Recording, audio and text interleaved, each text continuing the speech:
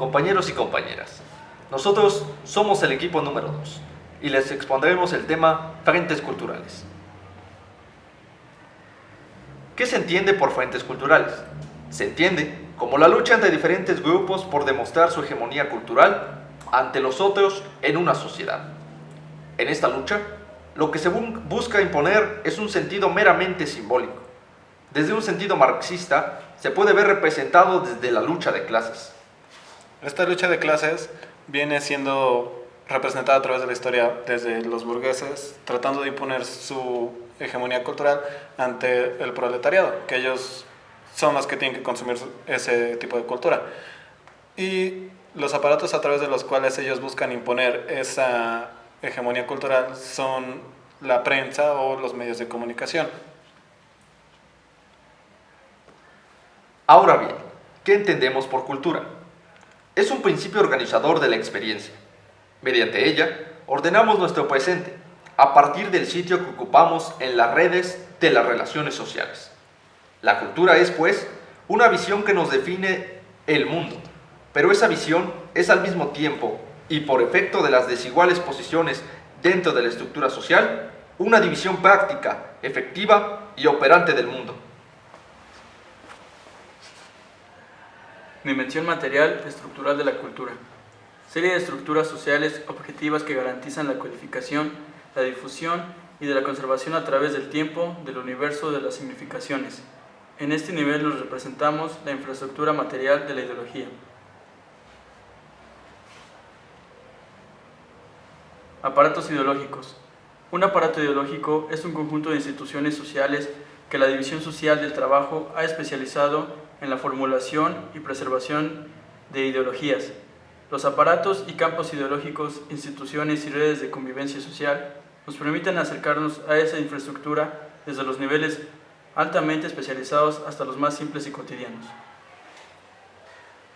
Ahora, ¿por qué es viable hacer un análisis cultural ante una crisis general de la sociedad?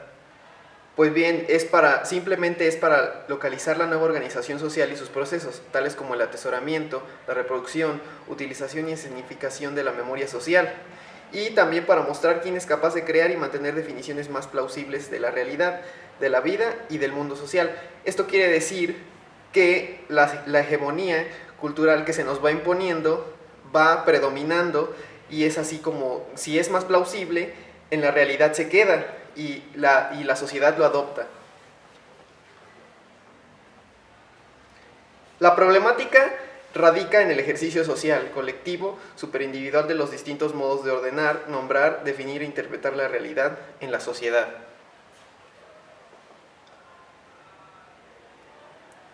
Ahora bien, ¿qué parte de la comunicación representa este proceso de frentes culturales?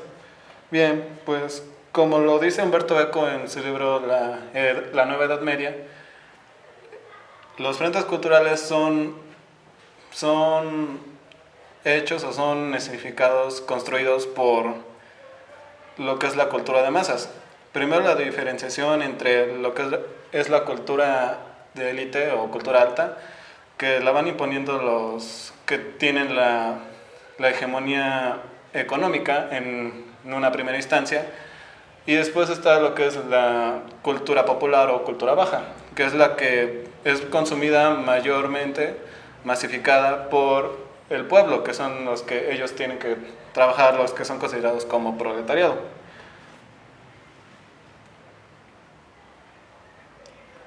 Ahora, hay un libro de James Hunter llamado Guerra de las Culturas. Bueno, Guerras de la Cultura. En este libro hablan sobre los sitios de conflicto de la sociedad, que son en donde se lleva más a cabo esta discusión entre lo que tiene que ser la cultura para la sociedad en general. Por ejemplo, está la familia, que es en donde radica la discusión de cómo tiene que ser educada una familia, cuáles tienen que ser los gastos en ella,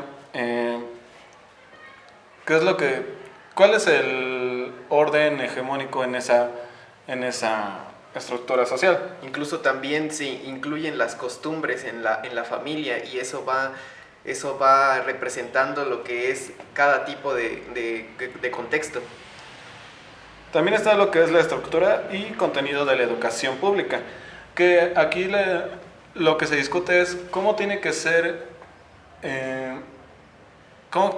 edificada la educación, si se tiene que tener un sentido más crítico hacia diferentes aspectos de la vida social o si simplemente se tiene que reproducir lo que ya está establecido. En este vemos la confrontación que hemos visto desde el principio del curso entre lo que es la teoría tradicional y la teoría crítica. También está la discusión entre el contenido de los medios, que si solo tienen que reproducir la realidad social, solo tienen que reproducir lo que digan los medios de comunicación, la clase alta de la sociedad, o si se tiene que hacer contenido crítico, enriquecedor para la sociedad en general. Está lo que es las leyes y derechos, que acá lo que se empieza a discutir es cómo tiene que ser construida las bases de reglas de conducta social para la ¿cómo se le podría decir? Para la convivencia de la sociedad, así, armónica. Y está la política electoral, que es quiénes pueden ser las personas que tienen el derecho de ser votadas y quiénes tú puedes estar votando, quiénes tú puedes elegir. Construcción y análisis de los frentes culturales, según Jorge González. La mirada estructural. La existencia de diferentes relaciones sociales que están más allá del agente social. Son las relaciones que configuran cualquier espacio social en el que se encuentren diferentes lugares y posiciones. Los lugares se distinguen por la distancia entre cada uno y por las luchas entre esas posiciones. Acá lo que vemos, este tipo de análisis es para cualquier situación en específico, cualquier contexto, cualquier evento histórico. Se tiene que ver cuáles fueron las relaciones que se fueron hilando para que se haya desarrollado ese conflicto. No sé, a lo mejor podríamos hablar de alguna de las guerras mundiales. Se tiene que analizar cuáles son las relaciones que fueron desencadenando ese acontecimiento. La mirada histórica. La estructura actual debe ser entendida como un punto momentáneo de una trayectoria mayor. Esa trayectoria debe ser detallada a través de una historiografía cultural de varios documentos, fuentes y testimonios orales. Esa historia no es lineal.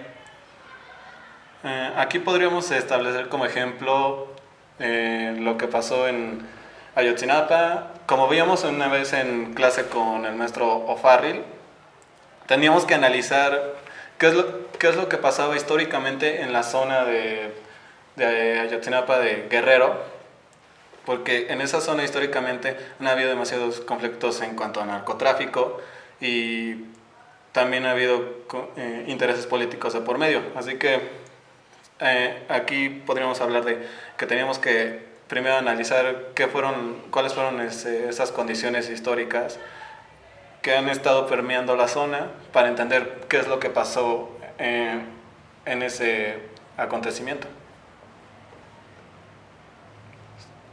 La mirada situacional. El sitio en el que la acción humana y los actores concretos se encuentran dentro de entornos cotidianos, concretos y específicos.